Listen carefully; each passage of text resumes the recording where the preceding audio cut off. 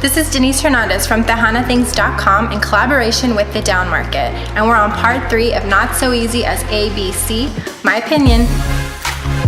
It's actually not for the people. It's against the people. Cheryl Scali hace mucho dinero.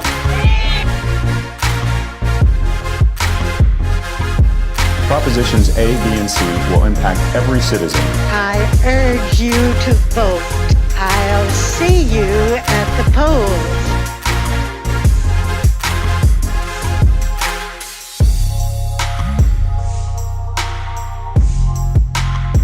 So I've been studying and talking to people and reviewing these props for a few months. Ever since I found out they were going to be on the ballot, I felt it was super important for me to understand why they're going to be on the ballot and how they're going to affect my beloved Sanato. So I've been researching and talking to people, and honestly I've been going back and forth almost every single day. I think I've come to the conclusion now that we're getting closer to November 6th. So here's where I want to break down for you what I feel and what I've learned. Prop A.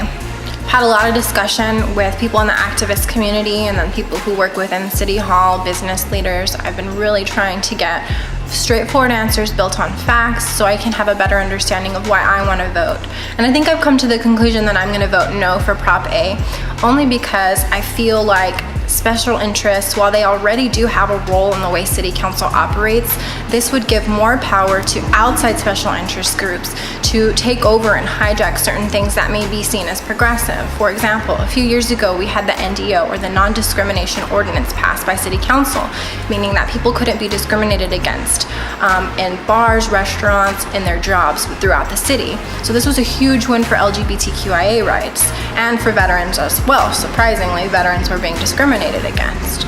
So imagine if someone on the other side of town who believes that gay people are evil or whatever decides that they want to collect 20,000 signatures and put it to a ballot and have all their followers come and vote and undo the NDO ordinance, and then we're just back at square one, being in a place where people aren't being treated fairly. So with that in mind, I feel like I will vote no on Prop A. Again, I think there's a lot of issues happening in City Council, especially in local government, and there's a lot of wounds from generational oppression that we need to fix, but I really don't think Prop A is a means to an end to do those things, to solve these problems. On the other hand, there are a few cities in the United States that have a similar proposition in place where voters can vote for City Council ordinances and kind of change them around. And this is a collective measure of the constituency where they get to decide special things like banning plastic bags or changing the smoking age. So again, I see a lot of good things that could happen from this. I just right now don't feel this is the right course of action. Prop B. For context, one of my favorite organizations is the Texas Organizing Project, or TOP for short, and they recently just got paid sick leave passed by City Council by collecting, I think it was over 140,000 signatures to decide that this would be part of the city's charter. So I'm following TOP's lead on Proposition A and B and voting no, only because this feels like a personal dig at Cheryl Scali for the battle they've had the past couple years between the union and the city. She hasn't always made my favorite decisions, and I don't necessarily agree with all of them, but if we're talking about the way that she's fiscally handled the city, she has done her job. Again, this proposition would not affect her in any way. It would affect our next city manager. And so, again, I'm gonna follow TOP's lead on this one, and I'm gonna vote no. Prop C. So like TOP, I am undecided on this proposition, but just for continuity's sake, I'm gonna vote no. I think there's other ways that hopefully will be figured out in the future so that all unions, especially our public defenders, have a way to feel that they're being treated fairly, that they're getting paid what they deserve, and that they have health care, but I don't know if this is the way to do it. So this year is again a huge year for elections for midterms.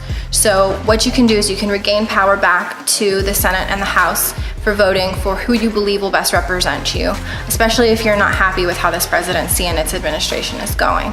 So again, these props will be on the ballot, A, B, and C. Do your research. Please be an educated voter. Share this video if it helped you understand, and hopefully it'll help others understand, so we make educated decisions that will affect all of our beautiful city and all of our wonderful citizens. Thanks for watching.